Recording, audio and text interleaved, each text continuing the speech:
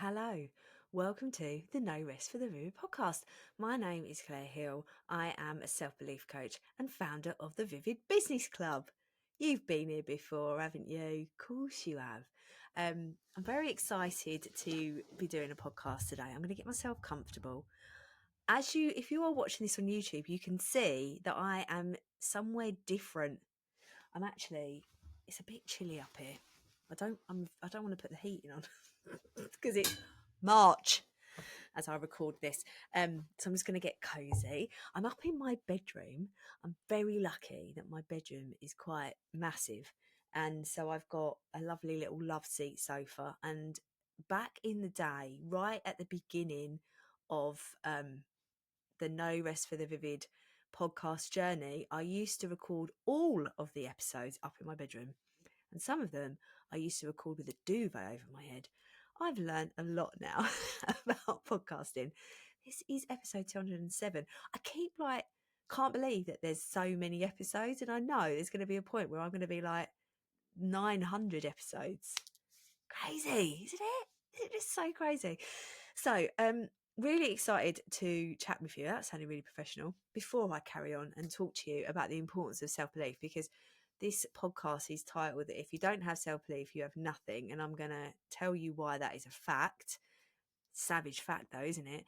But before I say that, I would really love for you to click that follow button or subscribe or wherever you're listening from.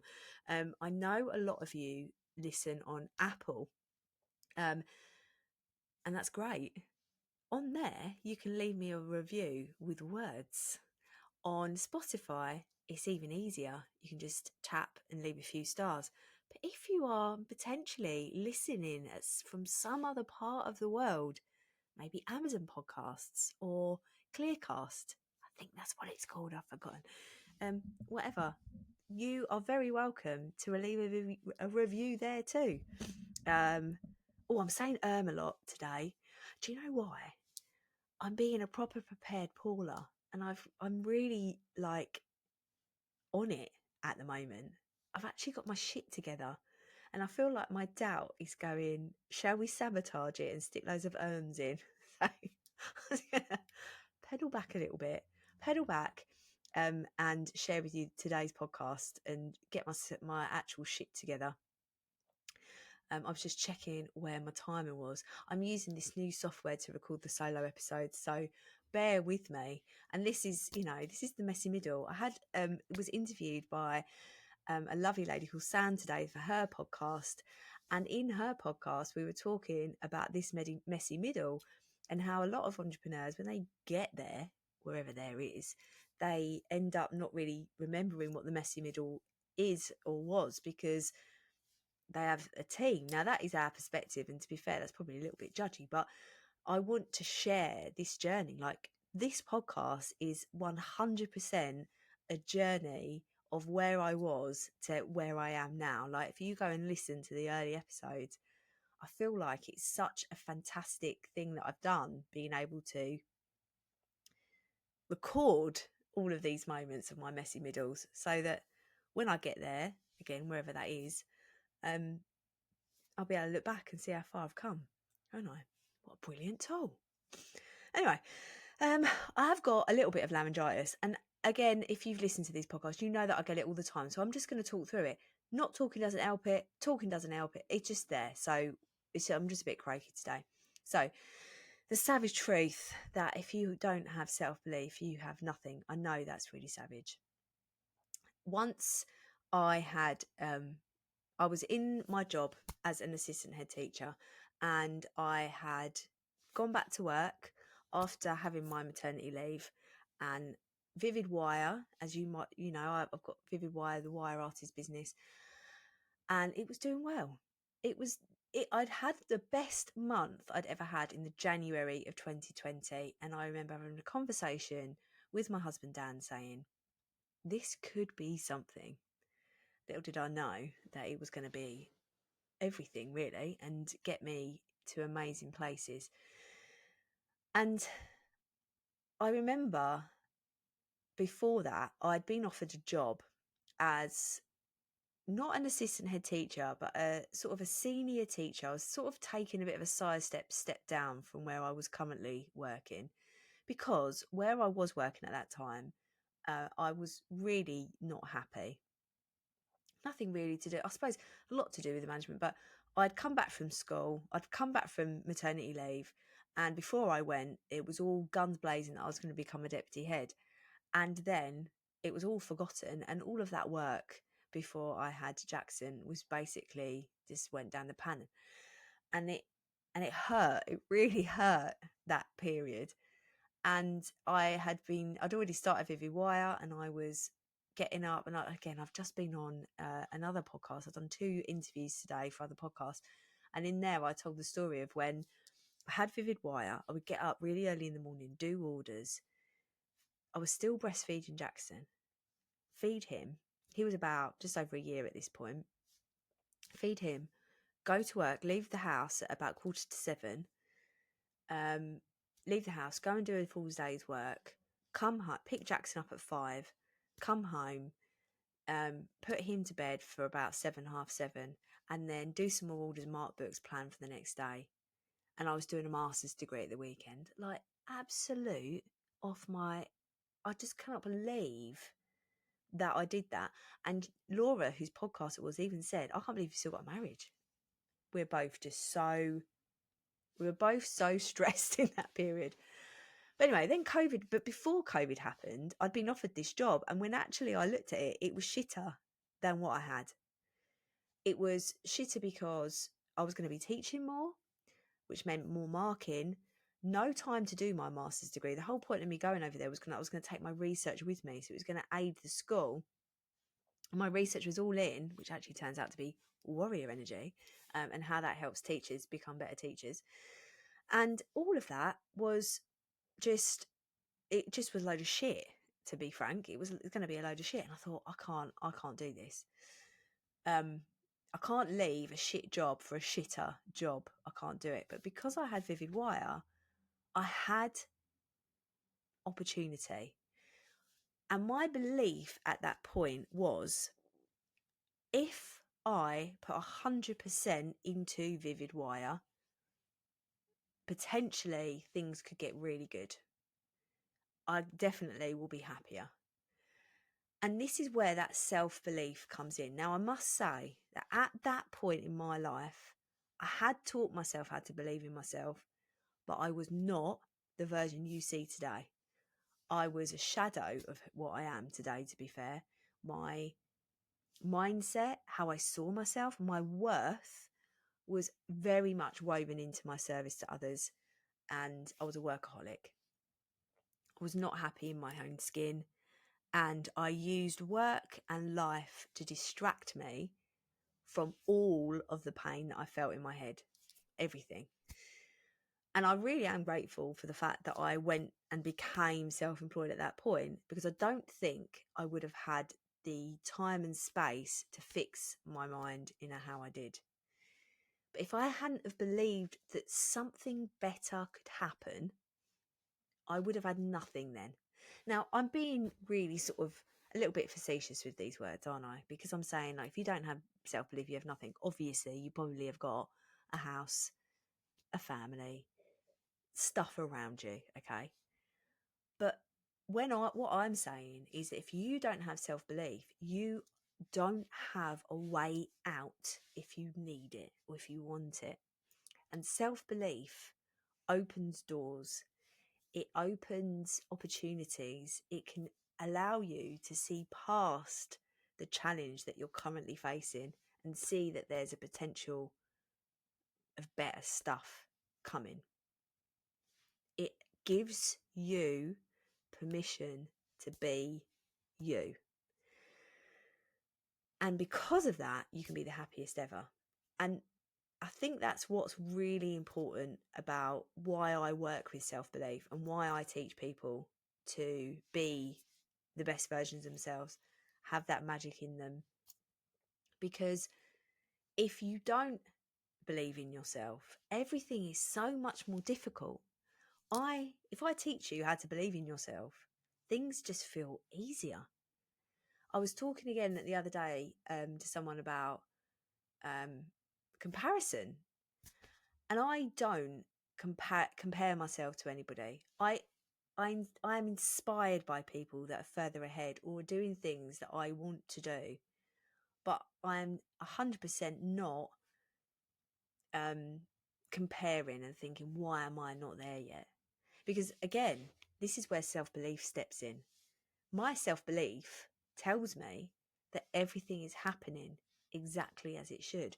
Every challenge I experience, every mindset limitation, every distraction that my resistance and my doubt like to throw at me to send me off kilter, all of that is for something good, and it's all happening exactly as it should for a reason that I am yet to know why.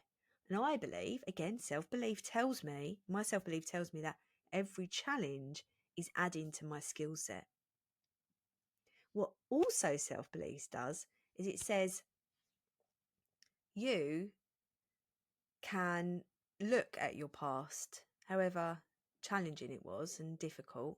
You can look at your past and think, whoa, pity me. It's so shit that I was like that. No, not like that, but how shit that all that shit happened to me. Shit. How shit and how awful is it that all that happened to me?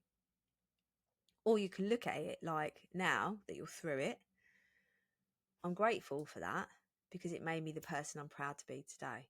Now, I'm not taking away from the pain of trauma and loss.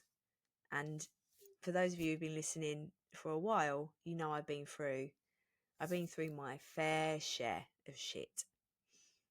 And I think that it's really important to say that the reason I've just gone off on one because my brain has just distracted me because of something else that's going on that is still a scab right now. We say that we should share our scars, not our scabs. And right now I have something that's scabby. And when I get to the right place with it, I will share because it will be a scar. But I'm just really grateful I've got this mindset to get me through what's going on.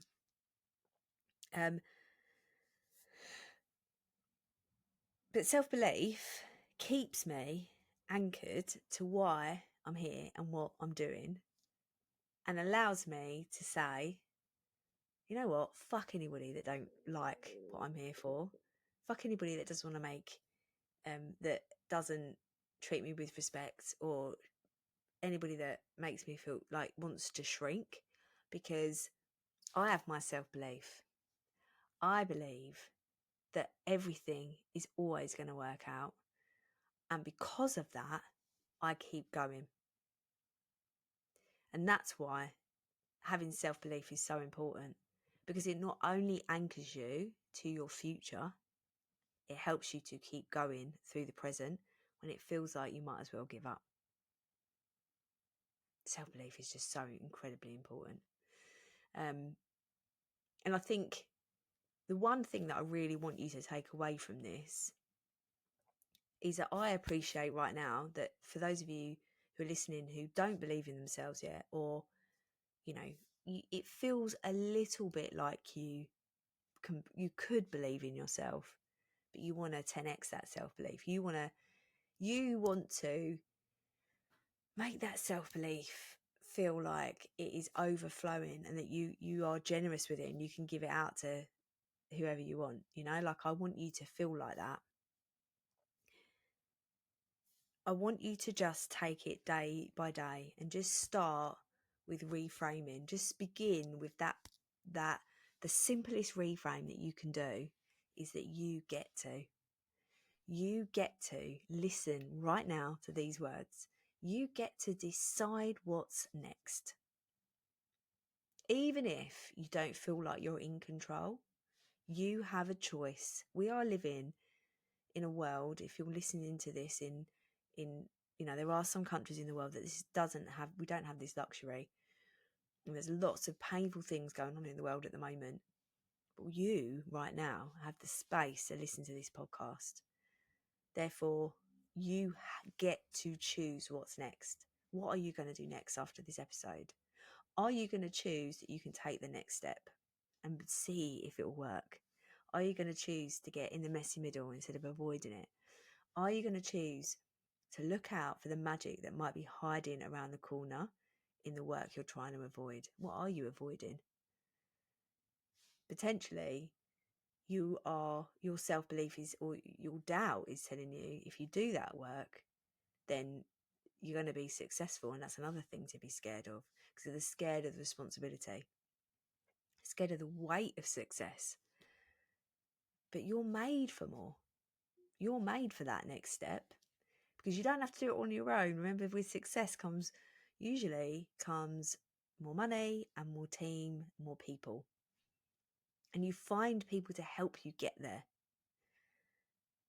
That, and believe that when you get there, it's like that, we'll cross that bridge when we come to it. Let's cross that bridge when we come to it. Don't get in your own way now for something that's going to happen down the line, because when you get there, that future version of you has got it. She's got that. Don't worry about it. But you just have to believe you can take the next step. Now, for those of you who are listening and thinking, this is hard work, I actually don't know what is next for me and I need some support. Let me make that easy for you. If you're listening to this as the podcast is live, which it goes out on the 18th of March, I have opened up my calendar for April. Now, I've got only 2 spaces for VIP days in April. Is one of them going to be yours?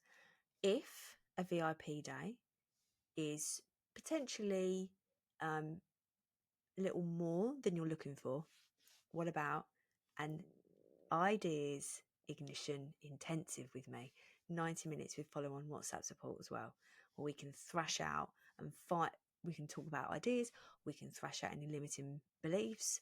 I can teach you how to believe in yourself, bespoke to you, not a generalized thing.